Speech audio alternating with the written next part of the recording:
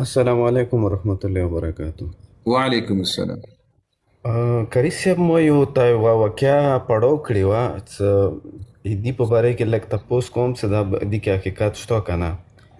چې کله قیامت نږدې شي عیسی علیه السلام راکوز شي د عیسایان به مسلمانانو طرف ته شي او د ربضي چې کوم دي شیعه دا به یهودیانو طرف ته شي. دې کې څه حقیقت شته؟ اول خو رافضیان به د عیسی علیه السلام په زمانه کې پاتې نه وي، شیعه او رافضیان، ځکه دا به د مهدي علیه السلام چې اهل سنت والجماعت مهدي کله راسي نو د مهدي علیه السلام په مقابله کې به مخکې راوځي له یهودو سره یو ځای. دوی به د مهدي علیه السلام په زمانه کې له یهودو سره یو ځای سي، او له دې نه مخکې به الله جل وعلا دا یوه خبره زه درته کومه، دا کتابي خبره ده، دا د رسول الله صلی الله علیه وعلى آله وسلم حدیث ده. د مهدي علیه السلام له راتګ نه مخکې به ټول مسلمانان له یهودو نصاراو سره صلح کوي، د جنګ به په خپل منځ کې نه کوي. دا نښې نښانې اوس هم ښکاره کېږي، دا یاد وساتئ. دا نن نه وایي خلق وایي اسلامي هیوادونو ته وایي له دې خلقو سره ولې دا نه کوي. صلح آمن یعنی جګړه به د دوی په منځ کې نه راځي، فقط ورته وایي ستاسې به په موږ کار نه لري، موږ په تاسې کار نه لرو. دا به د روم او د مسلمانانو په منځ کې، روم همدغه نصارا او یهود دي ټول، خو چې کله د دوی په منځ کې دغه د روغې جوړې د صلح د آمین خبره منځ راځي، د روم به مقابله له دغې ډلې سره راځي چې دا تا نوم واخیستل.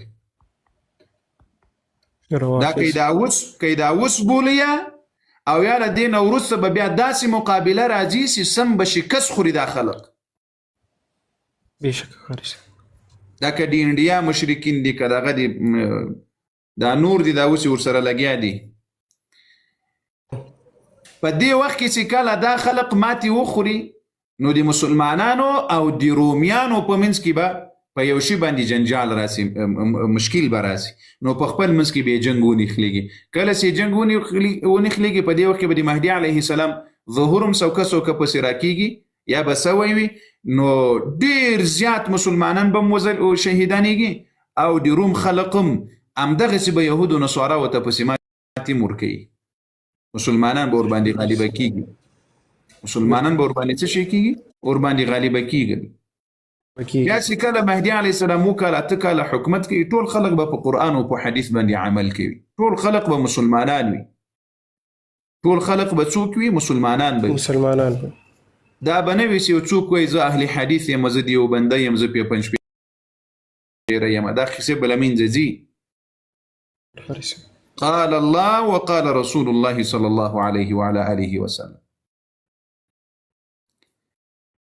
نو بیا په دغه وخت کې چې عیسی علیه السلام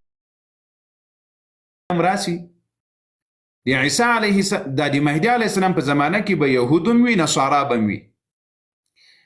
بیا دجال راځي، د دجال او یا زره لښکر به خاص له خراسان له فارس نه وي، له ایران نه له اصفهان له دغه ځای نه به او یا زره لښکر ایرانیان وي، یهود به وي. اوس وروسته په دې منطقو کې چې کوم ځای نه دغه راوځي